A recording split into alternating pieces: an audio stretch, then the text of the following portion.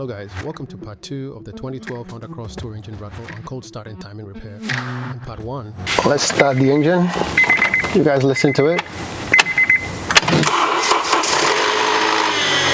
There you have it. We confirmed the cold start rattle noise and diagnosed the timing problem using the oscilloscope. Finally, we confirmed our oscilloscope timing diagnosis with the old school method of removing the valve cover, turning the engine to TDC compression of cylinder number 1, and physically counting the teeth on the cam gears. Both methods showed that our timing was off by about 3 teeth. In this video, I will demonstrate the repair in time-lapse mode, after which we will recheck the timing to ensure the issue has been resolved. Let's go. The first thing I did was to remove the drive belt. To do this, you will need to slack the tensioner pulley, rotating it clockwise to remove the tension off the belt, while a regular ratchet with enough leverage might do the trick. I prefer this tool because of space restrictions around the front-end accessory drive pulleys. Before I proceed, let me go back a little to show you how I usually find TDC on cylinder number 1. Apart from making sure the harmonic balancer pulley mark aligns with the mark on the block, I like to tape a balloon to a compression tester hose with some electrical tape and turn the crank pulley until the balloon gets inflated. I like this method because TDC also occurs on the exhaust stroke, although with the exhaust valve open, so obviously the balloon will only get inflated at TDC compression.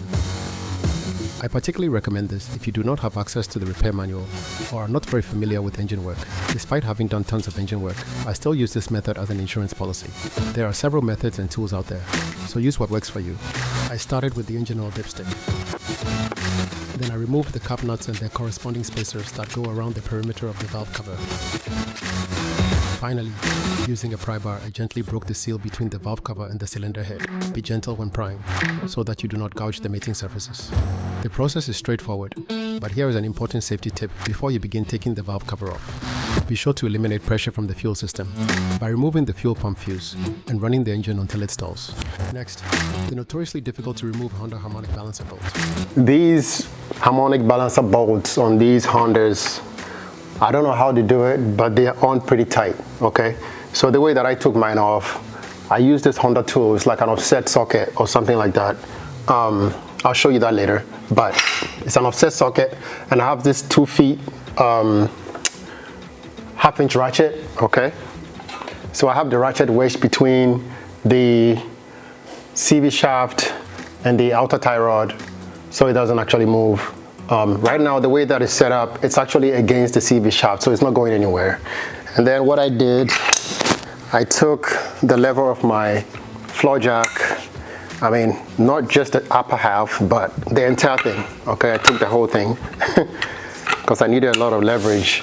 I took the whole thing, okay? And then I have my, breaker bar as well. Okay, now it's a 19mm bolt, so I have my breaker bar and my 19mm on top of that, and on the end of that. Basically that's what I did, and it comes right up, actually just a good 5 feet, I would say a good 5 feet, without that of course, but a good 5 feet 9 or 10 inches. Okay, so that's it for that. You're gonna need a lot of leverage for this one, so just something to keep in mind.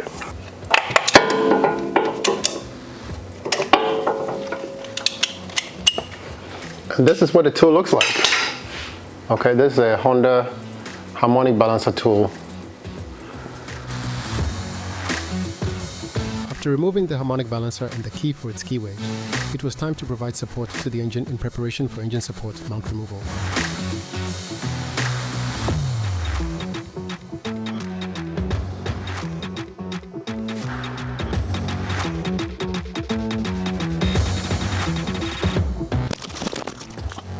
Next was removing the engine mounts.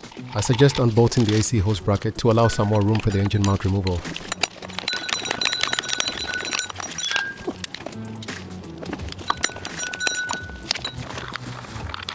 The timing cover was next. First, I removed all the bolts. Then with the pry bar, I was gently able to separate it from the engine, but the power steering pump hose was in the way, so it had to go. And off she comes. Let's go see what's going on behind the timing cover. So that's a piece of the timing chain guide right there. Apart from the timing chain guide, the tensioner seems a bit overextended to me. That aside, nothing looks obviously wrong from visual inspection. Along with the chain guides, I'm definitely replacing the tensioner and the chain itself. Time to remove the chain. The first step in chain removal would be to remove the tensioner. The tensioner is seized, so I could not push the tensioning part back in to remove the tension of the timing chain guide. But this is how you would do it. Slightly lift the lock on the tensioner teeth while pushing up the link until the hole in the link lines up with the hole in the body of the tensioner. Once both holes are lined up, insert a small pin to lock the tensioner in place.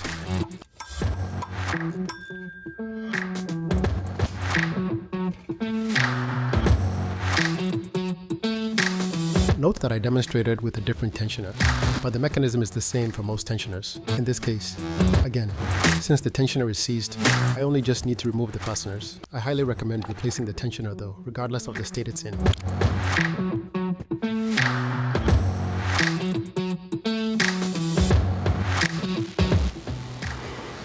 So I took off the chain guide for the left side. That's what it looks like. Piece of the chain guide. Yep, pieces. I'm going to take off the one on the left. That is also called the tensioner arm. This one here, that's movable. So it's got it's like one fastener. So what I'm doing is I'm taking my mini ratchet. Then I'm taking an extension with the 40mm socket on it and putting it on there for leverage. Okay, that's what I'm doing. So I have my extension, my 40mm socket, and then my small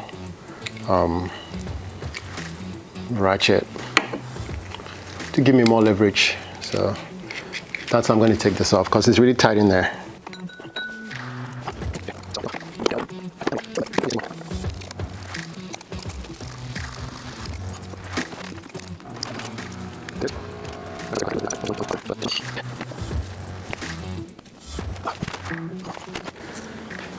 Here it is. This one looks okay. Just about. At this point, the tensioner is off. Both timing chain guides are off as well. So off comes the timing chain. Before installing replacement components, I spent some time scraping off any residual sealant and cleaning the timing cover mating surfaces. Here is an important tip. When the timing cover is removed from the oil pan, part of the oil pan is exposed. I suggest covering this part of the oil pan with some shop towels to prevent pieces of sealant from falling into it and possibly clogging the oil pump and damaging it. When it came to putting everything back together, the timing chain guides went in first.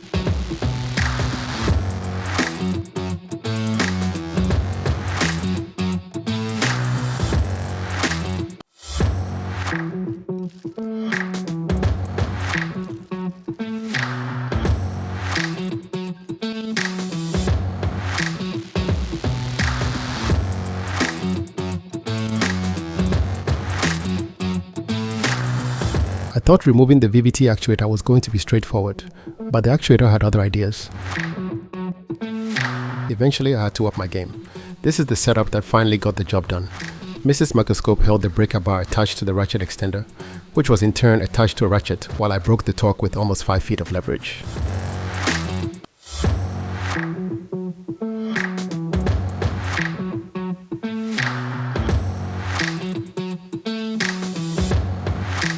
Now it's time to install the new VVT actuator. Comparing the two actuators, you can tell the keyway on the old actuator is turned to the left. That is the lock position, while the keyway on the new actuator is turned to the right, the unlocked position. The new actuator must be in the unlocked position to be installed properly. Here is a very important installation step. Do not rotate the actuator while installing it. That will be done after installation. Apart from remembering to not rotate the actuator while installing it, all you need to do is push it on and make sure it's seated. Put some thread locker on the fastener and tighten the nut to the prescribed torque. I will wait to install the timing chain before I lock the actuator.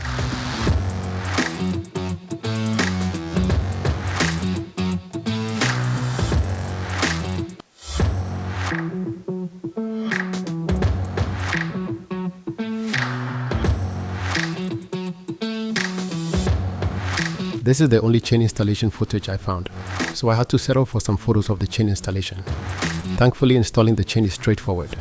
First, make sure that the two timing marks on the exhaust sprocket and VVT actuator line up. Then install the new chain such that the punch marks on the cam sprocket and the VVT actuator sit in between the colored chains like shown here. In this case, my colored links are copper links, but they aren't always so. When you do this, the other colored link should also line up with the mark at the crank as shown here.